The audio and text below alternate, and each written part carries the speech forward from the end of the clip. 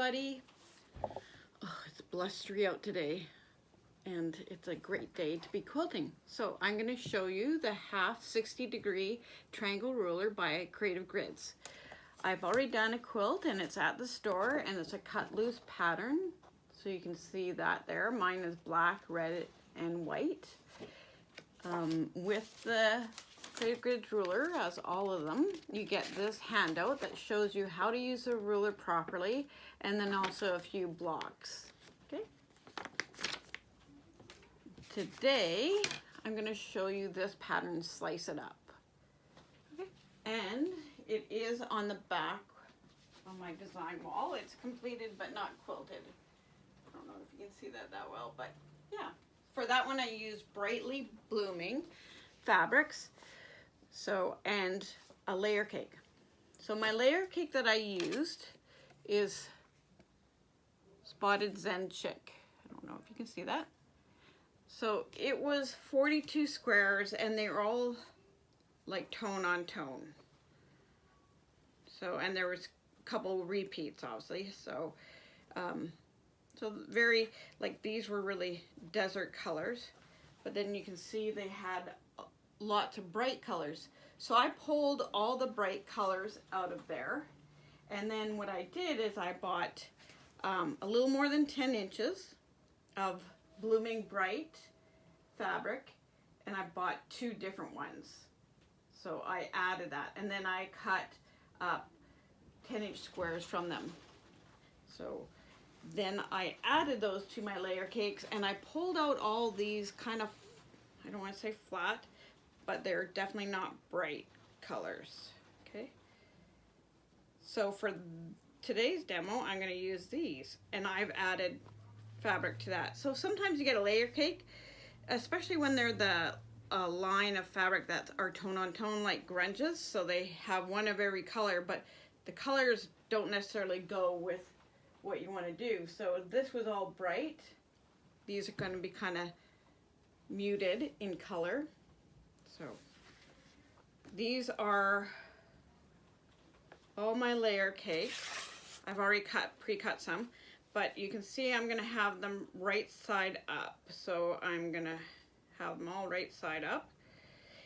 And that's really important when using this ruler.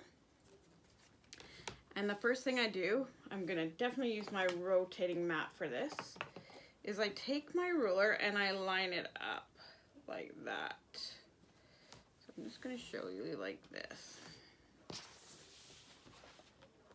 So that's going to be my first cut. So it looks like this. So it's just going to cut down like this, and then I'm going to move the ruler like this and cut down like, like that. Okay. So let's do that. That's why I really like my rotating mat for this one. Okay, so I have them all laid out. I actually have about 1, 2, 3, 4, 5. I have 5 layer cakes. I usually don't like doing more than 4 in a cut, but with this, it worked out fine. And I'm going to use my big 60mm rotary cutter, just because it's multiple layers like this, not 2 layers or 3. So this is my first cut. Okay. And then I'm going to move it around like this. And I'm going to bring my ruler over like this, and I'm going to cut here.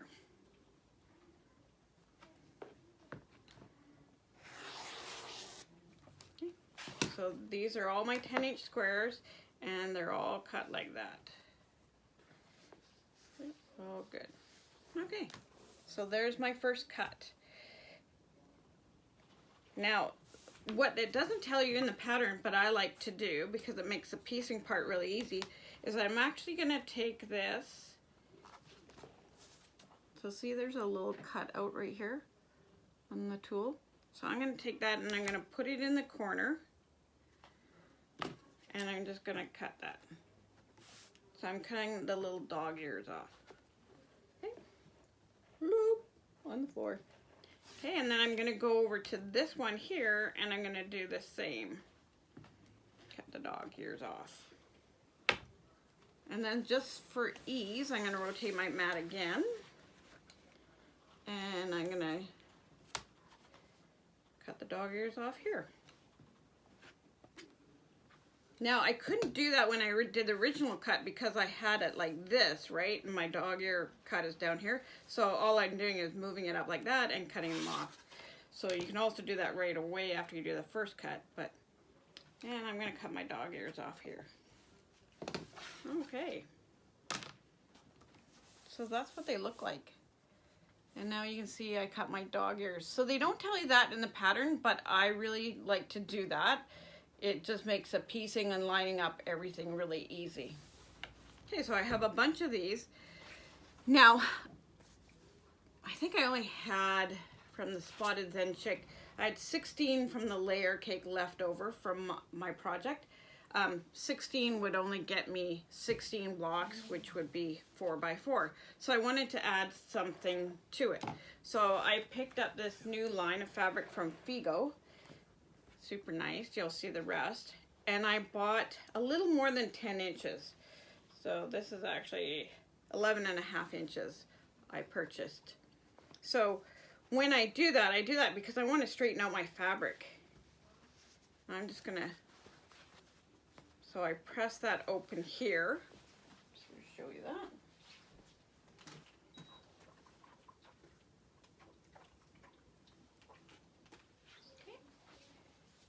And then I bring up these together, my selvages, and I line them up. So I'm just shifting this, and you can see when I shift it at the bottom, when I shift it over there, you can see that it's lying nice and flat. If I just took these and held it like that at the bottom, you can see it kind of twists, right? And we don't want that.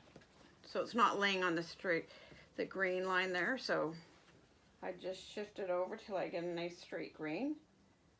So there, it's falling nice. So I'm gonna press that nice and flat. Now sometimes they come off the bolt and they're great. You don't have, you know, they're on fold, but it really depends on who's put it on the bolt and how straight they were. So now I want to bring this up and I'm gonna line it like that. Okay, then I'm gonna give it another press. So from this 11.5 inches, I'll get 4 10-inch squares. This is a great time that you can use your Stripology. So if you had a Stripology, actually just take it. Okay, and then you line up your 0 on the bottom here. Make sure you got all the fabric under there. And then cut, and then I would just shift it over and do my other cut, my 0 line, and then my 10. I'm going to show you though with this bunch how to do it with a square ruler in case you don't have the. Okay, so with the square ruler, I just have an Olfa. This one's 12.5. I always like to use, I wouldn't use a 10-inch square for this. I always like to use a bigger one. So I'm going to line that up. I'm going to make sure I have, bring this over. So I'm making sure I have all the fabric underneath. And then I'm going to trim a straight edge there. Okay. So there's one straight edge. And then I'm going to twirl my rotary cutter. And I'm going to do another straight edge here. Now this straight edge, I want to make sure that I have 10 inches here so that this is at 9.5 because I need that 10 inches. So I make sure there's room here. But I want to make sure that I'm cutting off the selvage too. I don't want that selvage in my block. So I do have enough there. So I'm going to cut that. That's going to cut off all my selvage. So now I have 2 straight edges. I'm going to rotate like that. And I'm going to line this up. There's 10 inches here and 10 inches. So now I can just go like this.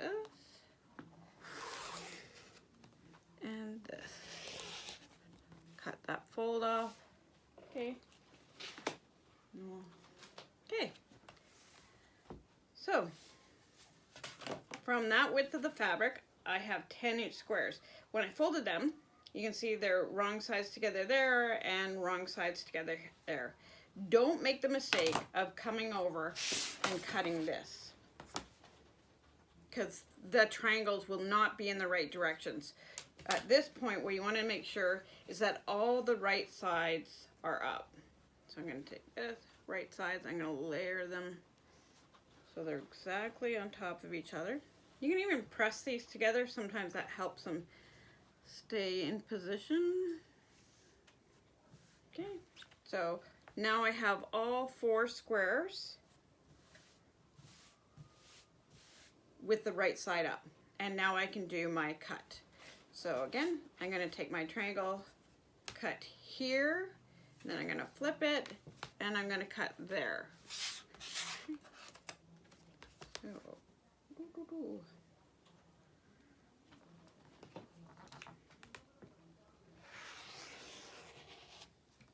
okay, and I'm going to rotate this all the way around, and I'm going to do this side.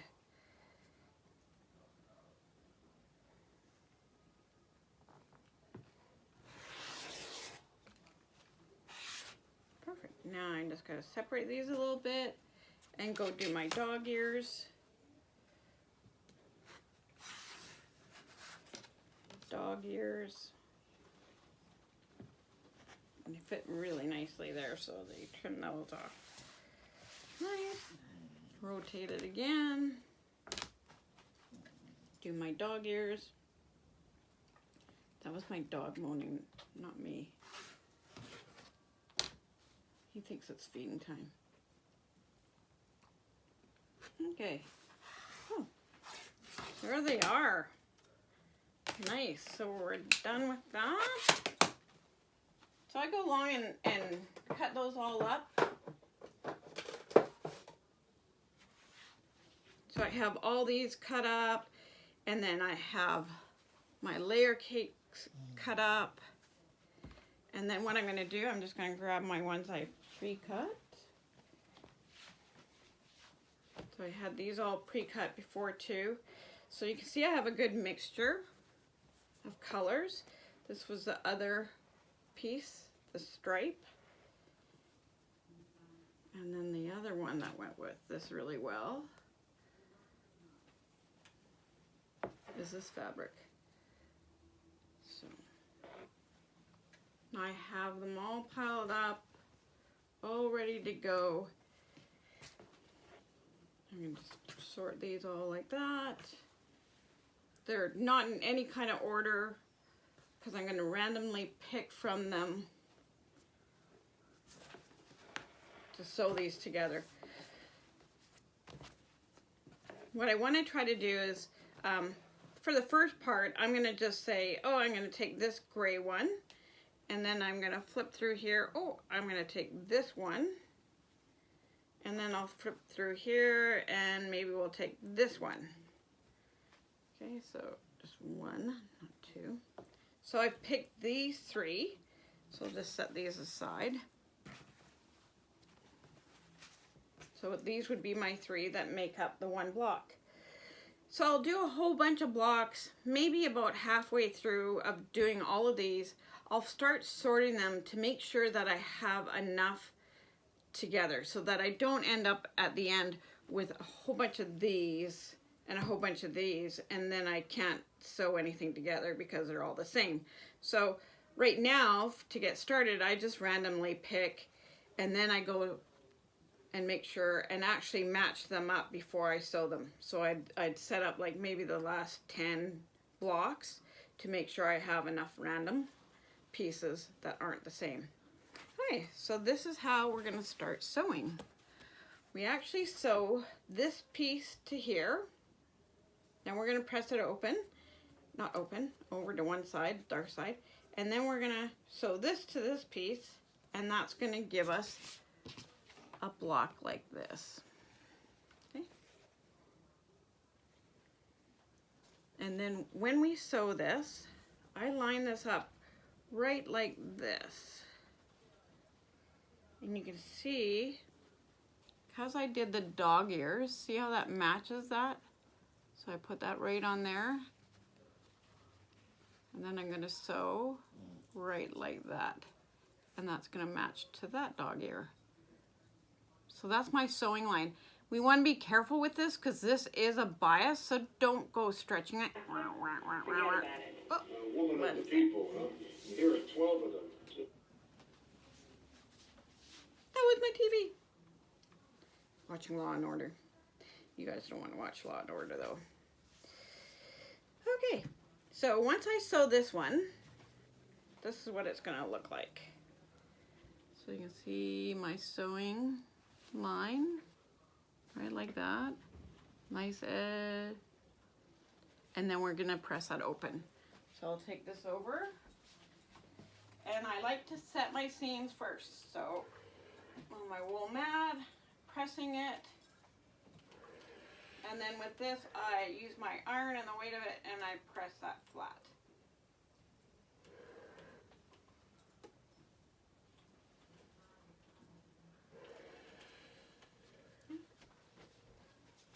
So that's the first piece. And that's where it was pressed to. So I pressed it to the gray, and I can tell you doing this, that you can press it to whatever. So if this was dark, you can press it that way. There's not going to be butting up with any of these seams. Where it will matter is when you sew the rows together. Okay.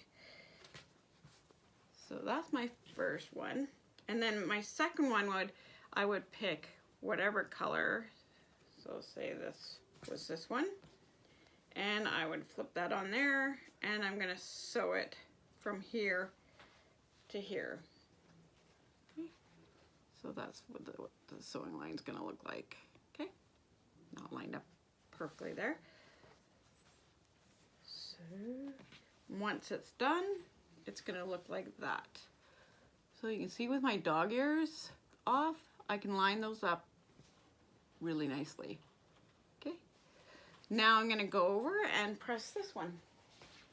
And I'm going to set my seams.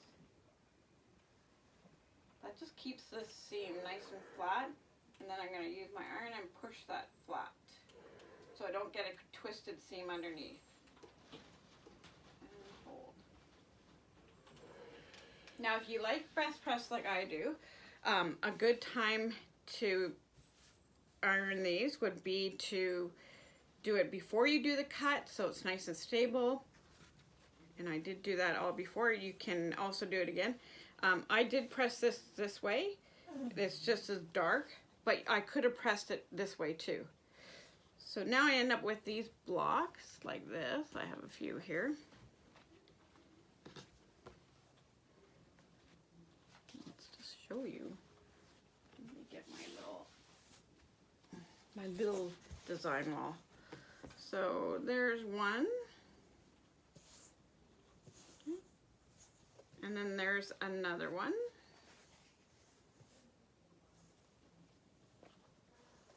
Another one.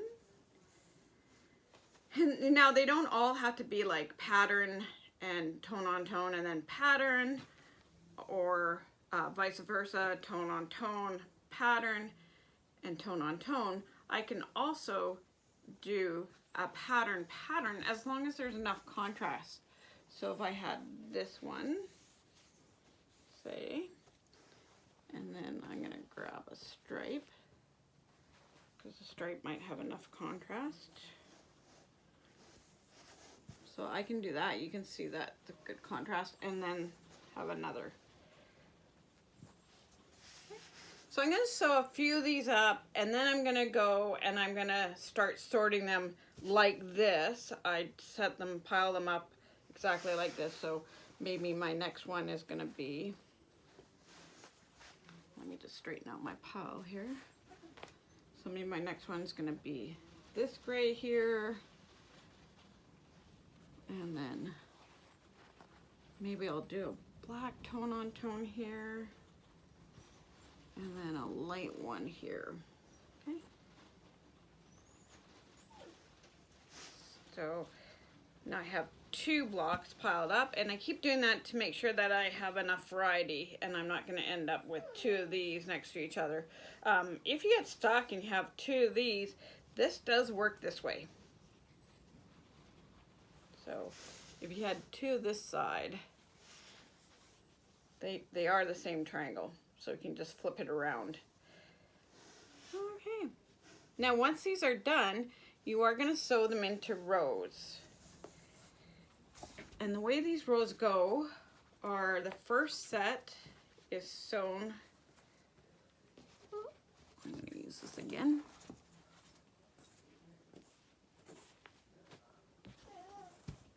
So the first set is sewn like this. One.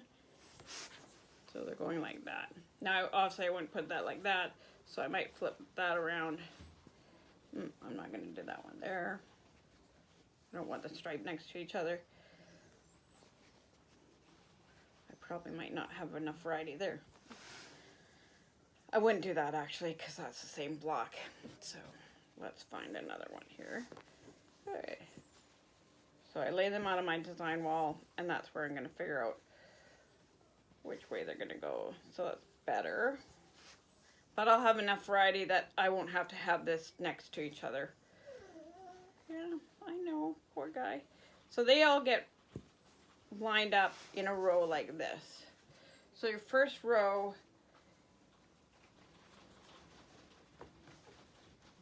is all this way. So the narrow part and the longer part. And then the next row after that is going to go sideways. So these will all go sideways. And that's all in the pattern too. So I'll sew these all together sideways. And then this is where the sewing of the rows. So my first row, I'm going to press all to the left. My second row, I'm going to press all to the right. And my third row to the left, fourth row to the right. And then that way when I get them lined up to sew the rows together, there is one part where they do butt together, and that's in the middle of the blocks. Okay. I'm just going to show you that.